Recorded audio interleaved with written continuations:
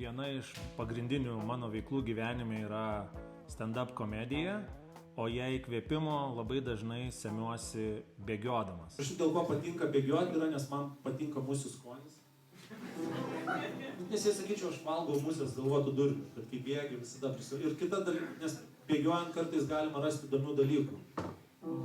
Vieną kartą Vingio parke prie stadiono yra turnikai ir ten radau nėštumo testą. Galvoju, kaip? Arba kažkaip sunkiai dadas prisikėlė.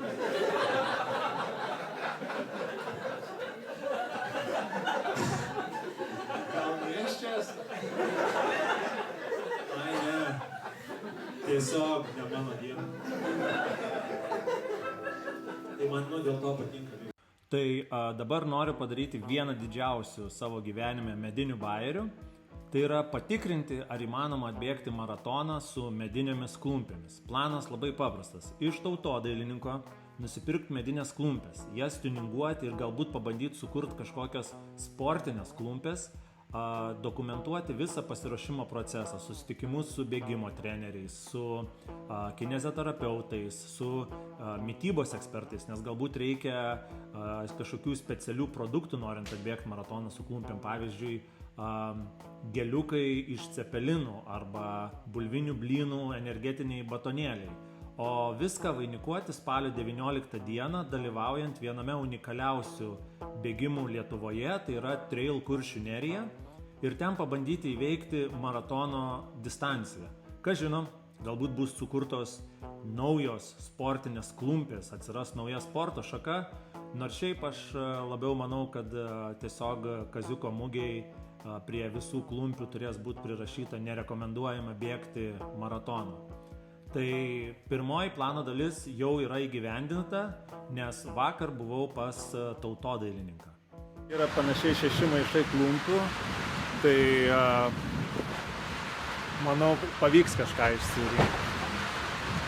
Gerai, tai galima tada maišų turinį kraustyti ir žiūrėti, ką mes čia turime. Tai va, tokios klumpės yra.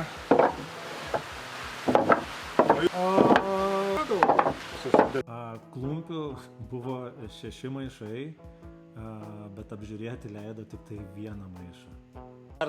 O ten dar galima, aš dar greit pažiūrėsiu, nebefilmuosim. Niekur ten nepamatysit lygiai tokias pat. Savaime suprantama, viską noriu daryti saugiai, dėl to pirmas įspūdis buvo labai neraminantis. Padas plokščias.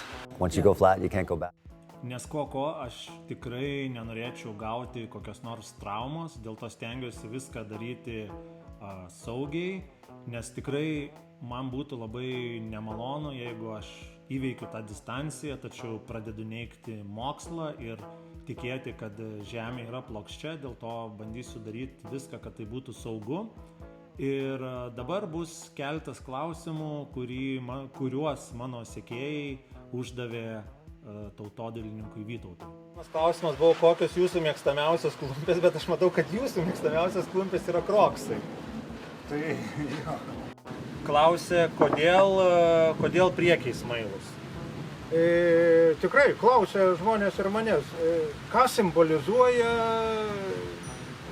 lietuviškos klumpės snapelis? Nieko.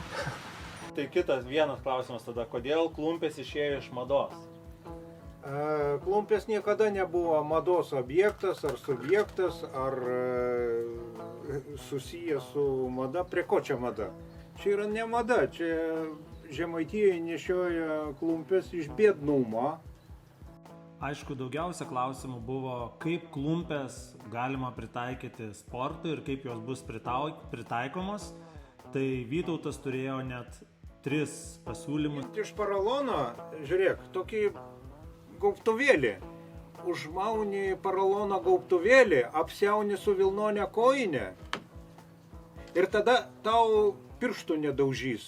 Ant kojinės tą prisiūnį paminkštinimą. Žinai, būna vynogės prekiauja prekybos centruose ir ant vynogių dėžutės pakraščėlio būna įdėta paralono juosta. Matei? Jo. Va, tai tokio tau reikia. Ai. Dvigubai sulenk. Tai žodžiu, ir dar aš siūlau ant pado priklijuoti arba dirbtinės odos, nu kur nors reikia surasti padėvėtą rankinuką. Aha. Moterišką, išardyti ir priklijuoti su stipriais klijais ant pado. Aišku, kaip sakiau, kad aš tikrai labai rimtai imsiuosi visų įmanomų saugumo priemonių ir kaip įrodymą pateiksiu, kad aš dar kartą užklausiu, kaip yra su tuo klumpių plokštumu. Nes aš dar mačiau jūsų knygos viršelį ten, kur yra, nes aš tiesiog tik pagalvojau vieną, kad ant jūsų knygos viršelio yra toks priekis labiau užapvalintas. Tai ten dailininkas Interpretavo, taip. Interpretavo, jo.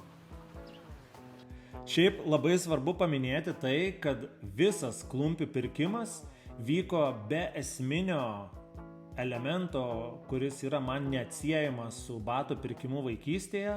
Tai yra to kartoninio popieriaus lakšto, ant kurio reikėdavo stovėti, matuojantis naujus batus tam, kad neišteptume jų.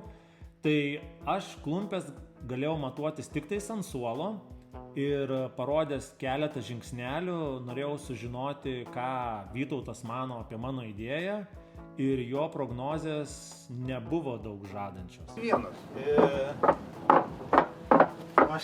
Kodėl vienas? Tai aš bėgsiu. Bet gal visai gerai toksai tas bėgimas, taip va.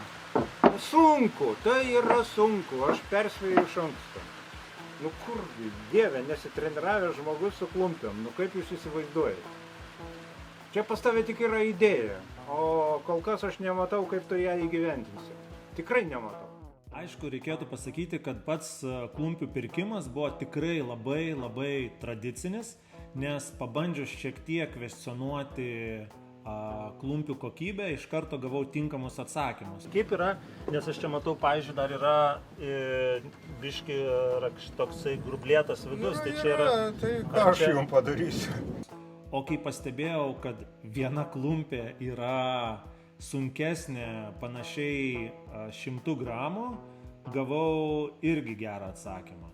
Svoris, aš labai atsiprašau, pasakysiu pastabą, tas svoris neturi lemiamos reikšmės. Taip. Nu ką tai reiškia 100 gramų tokiam vyrui? Nu, ant bėgimo daug. Ką reiškia daug? 100 gramų? Taip. Daugiau ar mažiau? Kiekvieną žingsnį pakeliant. Nu, baig. Aišku, reikėtų pabrėžti, kad buvo ir netradicinių dalykų. Tai yra, pavyzdžiui, Vytauto nuomonė apie klumpių praktiškumą ir pritaikymą gyvenime. Pavyzdžiui, jeigu dabar reikėtų įvardinti kažkokias klumpių pranašumus su batais šiuolaikiniam. Neturi klumpės pranašumų, kadangi padai nesilanksta, jos yra pakankamai nepatogios ir tik tai fanatiški žmonės pavaikšto po kiemą. Čia gal ateities projektas. Ar klumpės galima suderinti su švilpynė ir kad bėgant dar ir švilptų? Be abejo, kad galima, tačiau kokia prasmė? Kad durniau būtų? Aišku, klausimas, ar klumpės tinka plokščiapadėms, tai klumpės visiems tinka. Visiems. Kiek kainuoja klumpės? 50 eurų. Tai manau, gavot pakankamai informacijos apie šitas klumpės, apie tai, kaip jos gaminamos ir patogios ar nepatogios. Čia gal matot vidų. Jeigu kas pažįstat kokį dar kitą klumpininką, galit užtaginti, kad jisai jas pakomentuotų. O čia dabar mane galite matyti einantį į Utenos stadioną pirmam testiniam bėgimui. Tai ačiū, kas sekat, kas remiat šitą mano iššūkį. Galit pasekti Substacką, visur kitur. O paskui kitą savaitę gal updatinsiu po susitikimo su kineziterapeutu.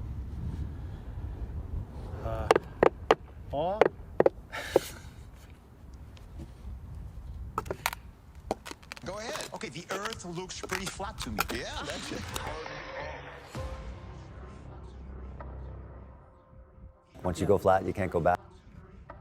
With every rabbit hole, the truth is placed directly in front of you, yet it is up to you to find it. What is truth? Well, it purifies your soul. The truth can set you free. And for the millions of truthers walking every corner of our earth, I beg of you to walk with us. There's much more to life than we were told. This world is not what you think it is.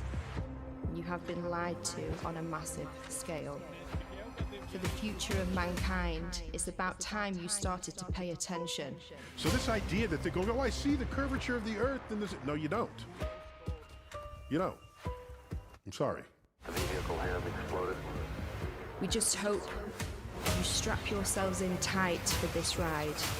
Yeah, I just stopped by because, are you aware of that there's a rumor on the internet that... Rick, did something strange happen then? Something is wrong. We have a problem. The problem is that society blindly accepts the pseudoscience narrative, but regardless of their propaganda or their agenda, they know that it's all coming to an end. See the curvature of the Earth? That's a fisheye lens, dude. Level